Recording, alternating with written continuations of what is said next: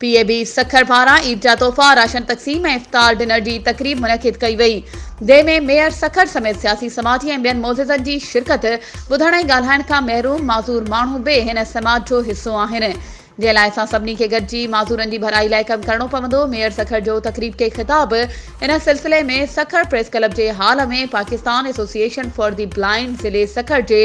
ज़ेरे एहतमाम बिसारत खां महरूम मर्दनि ऐं औरतुनि में ईद जा तोहफ़ा राशन बैग विराइण जे सिलसिले में सखर प्रेस क्लब में इफ़्तार डिनर जी तक़रीब मुनक़िद कई वई, जंहिंजो महिमान ख़ासि सखर म्यूनिसिपल कॉर्पोरेशन जो मेयर बैरिस्टर अरसलान इस्लाम शेख हो, जॾहिं त ॿियनि महिमाननि में deputy mayor Sukkur doctor Arshad Mughal, deputy director social welfare Nazir Memon, Pakistan association for blind जे सूबाई अॻवान अब्दुल जब्बार मीरानी, सखर जे सदर हाफ़िज़ सुहेल अहमद, कौसर सुहेल, औरतुनि जे हक़नि लाइ कमु कंदड़ समाजी अॻवान एडवोकेट ग़ज़ाला अंजुम, अॻूणे डिप्टी डायरेक्टर सैयद नसीर शाह समेत ॿियनि शिरकत कई ऐं ईद जा तोहफ़ा ऐं राशन बैग विरहाया।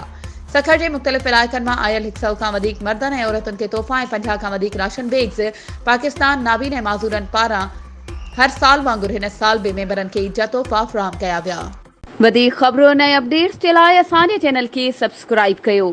ऐं हा, बेल आइकन खे प्रेस करणु न विसारिजो त जीअं असांजी हर नई अचण वारी वीडियो तव्हां ताईं पहुची